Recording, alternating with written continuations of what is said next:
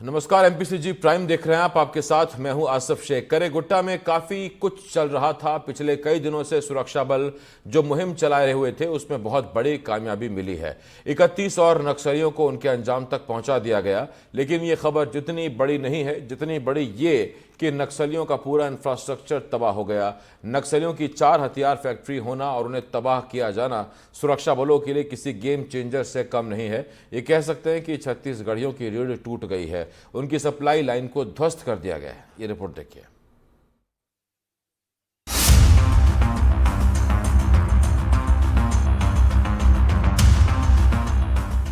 INSAS rifle, तरह तरह के बीएलजी लॉन्चर, अलग अलग साइज के BLG cell, sniper gun, hand grenade, battery, ID लगाने के लिए कई मीटर वायर। ये लिस्ट बहुत लंबी है। तस्वीरें देखकर आप समझ ही गए होंगे। 24 दिनों से करेगुट्टा की पहाड़ियों में चले अब तक के सबसे बड़े नक्सल ऑपरेशन की ये सफलता की निशानियां हैं। 24 दिनों में करेगुट्टा की पहाड़ियों पर जवानों ने 31 नक्सलियों को ढेर किया, जिसमें 16 महिला नक्सली और 15 पुरुष नक्सली शामिल हैं। मारे गए नक्सलियों में से 28 की पहचान हो चुकी है। इन नक्सलियों पर 1 करोड़ 72 लाख रुपए का इनाम घोषित था। इस ऑपरेशन में 18 जवान भी घायल हुए हैं। लेकिन इस अभियान की सबसे बड़ी कामयाबी है नक्सलियों के सबसे बड़े इंफ्रास्ट्रक्चर को तबाह करना, हथियारों की उनकी सबसे बड़ी फैक्ट्री को खोज निकालकर तहस नहस कर देना। यह अभियान अब तक का सबसे बड़ा व्यापक एवं समन्वित माओवादी विरोध अभियान है, जो कि राज्य एवं केंद्र की विभिन्न एजेंसियों के एक प्लेटफॉर्म पर समन्वित एवं सामंजस्य पूर्वक कार्य करने का एक बेहतरीन उदाहरण है। पूरे ऑपरेशनल एरिया को विभिन्न ग्रिडों में बांटकर सुरक्षा बलों द्वारा सूक्ष्मता से सर्च किया गया। इस दौरान भारी मात्रा में असला, बारूद एवं रसद के भंडार बरामद हुए। साथ ही हथियार बनाने की 4 फैक्ट्रियां बरामद हुई। ऑपरेशन के दौरान सुरक्षा बलों के 18 जवान भी घायल हुए, जिन्हें एयरलिफ्ट करके समुचित चिकित्सा सुविधा उपलब्ध करवाई गई और उनकी हालत खतरे से बाहर है। इस अभियान में सुरक्षा बलों को कई बड़ी सफलता मिली है। करेगुट्टा में नक्सलियों के हथियार बनाने की 4 फैक्ट्री ध्वस्त की गई। घायल नक्सलियों के इलाज के लिए बनाया गया अस्पताल का सेटअप भी ध्वस्त किया गया। नक्सलियों के 214 ठिकानों को ध्वस्त किया गया। स्टोर करके रखी 12,000 किलो खाद्य सामग्री बरामद की गई। यानी नक्सलियों ने यहाँ सबसे बड़ी हथियार फैक्ट्री और कई सालों तक खाने पीने का स्टॉक रखा था। इस अभियान में शामिल सुरक्षा बलों का सबसे बड़ा टास्क करेगुट्टा की पहाड़ियों तक पहुँचना था। करेगुट्टा की पहाड़ियों को नक्सलियों ने अपने लिए अभेद बना रखा था।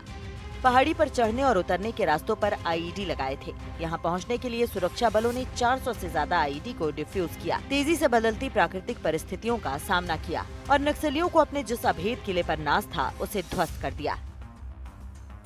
उपरोक्त माओवादी ठिकानों एवं बंकरों की तलाशी के दौरान कुल 450 नग आईडी, 818 नग BGL shells, 899 bundle Cordtex, detonator एवं भारी मात्रा में विस्फोटक सामग्री, इसके अलावा खाने पीने के सामान लगभग 12,000 किलोग्राम सामान बरामद हुआ है। इसके अलावा मेडिकल, इलेक्ट्रिक सामान, नक्सल साहित्य एवं नक्सलियों के उपयोग के सामान भारी मात्रा में बरामद किए गए हैं। सुरक्षा बलों को पहले से अंदाजा था कि यह ऑपरेशन बहुत लंबा चलने वाला है, इसलिए पूरी प्लानिंग के साथ इसे लॉन्च किया गया था। बीजापुर, जगदलपुर में कंट्रोल रूम बनाए गए थे। पूरे समय ऑपरेशन की लाइव मॉनिटरिंग की जा रही थी। जवानों से कम्युनिकेशन के लिए अस्थायी बेस बनाए गए। ऑपरेशन में वायुसेना के हेलीकॉप्टर की मदद ली गई। हेलीकॉप्टर से जवानों तक जरूरत का हर सामान पहुंचाया गया। एक पहाड़ी के टॉप पर अस्थायी हेलीपैड और बेस बनाया गया। जिस करेगुट्टा की पहाड़ियों पर सुरक्षा बलों ने कब्जा किया है, इसकी भौगोलिक स्थिति नक्सलियों के लिए फायदेमंद मानी जाती थी। पहाड़ी का एक सिरा छत्तीसगढ़ तो दूसरा तेलंगाना की तरफ है। इन पहाड़ियों का इस्तेमाल नक्सली दोनों राज्यों में आने जाने के लिए करते थे। लेकिन यहाँ पर सुरक्षा बलों का कब्जा नक्सलियों की कमर तोड़ देने जैसा है और यही इस अभियान की सबसे बड़ी सफलता है और नक्सल मुक्त भारत अभियान की सफलता में मील का पत्थर साबित होगी। बीजापुर से विकास तिवारी की रिपोर्ट। करेगुट्टा में नक्सलियों के 210 बंकरों को ध्वस्त कर जवानों ने बड़ी सफलता हासिल की है। मुठभेड़ के दौरान जवानों को बड़ी संख्या में हथियार बरामद हुए। बता दें कि जवानों ने BGL cell, INSAS rifle, SLR, Mauser, loading rifle, 315 bore single shot और 303 बोर की राइफलें, डेटोनेटर, वायर और बड़ी मात्रा में गोलियां बरामद की हैं। छत्तीसगढ़ और तेलंगाना के सीमावर्ती इलाके कोरागुट्टा की पहाड़ियों पर 21 अप्रैल से एक बड़े ऑपरेशन का जिक्र किया जा रहा था और वो ऑपरेशन अब समाप्त हो चुका है। इसको लेकर आज बीजापुर के पुलिस लाइन में सीआरपीएफ के डीजी और छत्तीसगढ़ के डीजी ने एक प्रेस कॉन्फ्रेंस आयोजित की और बताया कि ऑपरेशन क्यों पुलिस के लिए एक बड़ा ऑपरेशन था, माओवादियों को किस तरह से एक बड़ा नुकसान हुआ है। साथ ही साथ ये भी बताया कि कर्रेगुट्टा का जो हिल्स है उसके ऊपर माओवादियों ने किस तरह से एक बहुत बड़ा बेस कैंप बना रखा था। स्थिति ये थी कि वहाँ पर से बहुत सारे ऐसे सामान भी बरामद किए गए हैं जिन्हें नीचे लाना संभव नहीं था, जिसकी तस्वीरें जवानों ने ली हैं और वो तस्वीरों की प्रदर्शनी और साथ ही साथ सामान की भी प्रदर्शनी है जो यहाँ लगाई गई है कि किस तरह से आप देखें कि ये पत्थरों से उन्होंने उस कर्रेगुट्टा के पहाड़ी के ऊपर में बड़े बड़े बंकर बना रखे थे उन्होंने कि इसके नीचे बैठकर वो जो भी अपने ऑपरेशन को अंजाम दें और अलग अलग बंकर हैं। सारी बंकरों की तस्वीरें जवानों ने ली और लाए हैं। साथ ही साथ ये भी बताया गया कि उस इलाके में किस तरह से माओवादियों ने लगभग बड़ी मात्रा में खाद्य 12,000 किलो खाद्य सामग्री वहाँ पर रखी थी। यहाँ देखें बड़े बड़े लेथ मशीनें भी वहाँ पे जिसे जवान नीचे नहीं ला पाए और जिसे वहाँ पे जवानों ने आग के हवाले कर दिया है। लेकिन बड़ा सवाल है कि जवान जितनी मुश्किलों से वहाँ तक पहुँचे, माओवादियों ने इतनी भारी भरकम मशीन ऊपर तक पहुँचाई कैसे होगी। ये आश्चर्यचकित कर देने वाली तस्वीरें हैं कि कर्रेगुट्टा के हिल्स जो अब पूरे देश में चर्चा का विषय है और कि एक बड़ा ऑपरेशन चल रहा है इसको लेकर। और यहाँ अगर आप देखें तो किस तरह से जो सामान है यहाँ पर माओवादियों के द्वारा जो वहाँ पर यूज़ किया था फ्यूज़ वायर है, साथ ही साथ ये कैमरा फ्लैश है, पावर सोर्स। कैमरा फ्लैश को लेकर भी एक सरेंडर माओवादी ने बताया था कि किसी समय में उससे भी माओवादियों के द्वारा आईडी बम विस्फोट किया जाता था किसी टेक्निक के द्वारा। साथ ही साथ देखें एयर गन है, हैंड ग्रेनेड है और ये हैंड ग्रेनेड मजे की बात देखिए अगर आप पास से दिखाएं थोड़ा सा कि ये भी माओवादियों के द्वारा हैंडमेड है ये हैंड ग्रेनेड। अब हैंड ग्रेनेड भी बनाने लगे हैं, बीजीएल तो बना ही रहे हैं। ऊपर आप देखें कि बड़ी संख्या में बीजीएल सेल हैं, बैरल ग्रेनेड लॉन्चर जिसे कहा जाता है। साथ ही साथ ये बीजीएल लॉन्चर हैं, अलग अलग साइज़ के बीजीएल लॉन्चर भी बनाए गए हैं। और सबसे बड़ी बात देखिए वो आप बीजीएल के सेल देख रहे होंगे, अगर आप उसके साइज़ को आप देखिए, उस साइज़ को देख के आप अंदाज़ लगाइए कि माओवादी लगातार बीजीएल के सेल पर कितना काम कर रहे हैं और उस पर काम करते करते उसके साइज़ पर भी काम कर रहे हैं। छोटे साइज़ के बीजीएल सेल हैं, मीडियम से थोड़े बड़े और बहुत बड़े बीजीएल सेल्स भी अब माओवादियों के द्वारा बनाए गए हैं।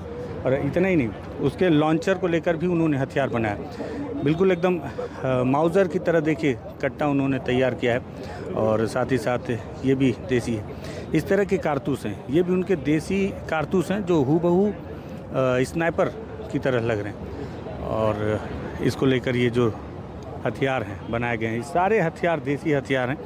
साथ ही साथ वो जो बड़े बीजीएल सेल आपको दिख रहे हैं उसे लॉन्च करने के लिए किस तरह के बड़े बीजीएल सेल हैं, ये एक माउज़र यहाँ पर भी, साथ ही साथ अन्य हथियार हैं।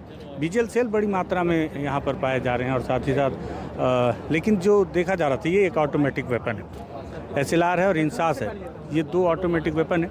303 हैं, 1 2 3 4 की संख्या में। साथ ही साथ में जिस तरह से यहाँ पे माओवादियों की वर्दी, कलर प्रिंटर और उनके मेडिकल के सामान यहाँ पर बरामद किए गए। सबसे ख़ास बात यह है कि इधर और भी तस्वीरें, इस तस्वीरों में भी अगर आप देखें तो वहाँ पर जो सामान इकट्ठा किए गए थे उनकी तस्वीरें जो यहाँ पर प्रदर्शनी के तौर पर पुलिस ने लगाया है। और ये बताया गया कि किस तरह से देखिए आग के हवाले किया गया है, उसकी भी तस्वीरें हैं। बहुत सारे सामान हैं जिसे वापस ला पाना काफ़ी कठिन था, जिस वजह से उसे वहीं छोड़ दिया गया है और आग के हवाले भी कर दिया गया है। साथ ही साथ में यहाँ पे कुछ और भी सामान हैं, उनसे आपको दिखाता हूँ कि कॉर्डेक्स वायर हैं जिसे आईडी बम ब्लास्ट के चपेट आईडी ब्लास्ट करने के लिए इस तरह से उपयोग में लाया जाता है। और साथ ही साथ ये जिंदा कारतूस भी हैं और अन्य हथियार भी। रहने दीजिए, बाद में करेंगे सर कुछ हथियारों के बारे में बताएंगे क्या? अच्छा, आप कुछ नहीं बताएंगे क्या? ठीक है। तो पुलिस के अधिकारी, हालांकि डीजी हैं यहाँ पर, तो हो सकता है कि एसपी लेवल के अधिकारी यहाँ पर कैमरे से बोलने से बच रहे हों कोई भी जानकारी देने से पहले।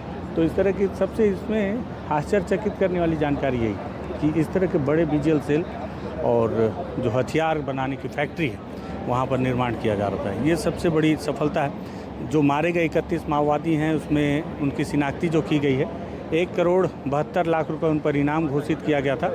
28 माओवादियों की शिनाख्ती की जा चुकी है, अभी भी कुछ माओवादियों की शिनाख्ती होनी बाकी है। जिसमें बटालियन के भी कुछ हैं, बटालियन नंबर 1 के कुछ माओवादी हैं जो उनमें सदस्य हैं, जिनकी शिनाख्ती की गई है। और पुलिस का मानना है कि एक बड़ी चोट है माओवादियों के ऊपर जो ये बड़ा ऑपरेशन था।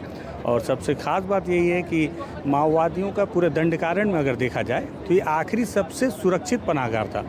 सुरक्षित पनाहगार इसलिए क्योंकि अगर सूत्रों की माने तो लगभग 11 दिन तक लगा था माओवादियों को भी आखिरी समय में अपने खाद्य सामग्री और अन्य सामानों को ऊपर पहुंचाने में। तो आप सोचिए कि कितना सुरक्षित पनाहगार था जिसे जवानों ने नेस्तनाबूद किया है। उस इलाके को हालांकि पूरी तरह से कब्जे में नहीं लिया है। आगे का प्लान है कि अब जवान वहाँ पर भी अपना एक स्थायी कैंप इस्टेब्लिश करें। साथ ही पुलिस के अधिकारियों ने विधिवत इसकी जानकारी भी दी है। बीजापुर से NDTV के लिए विकास तिवारी।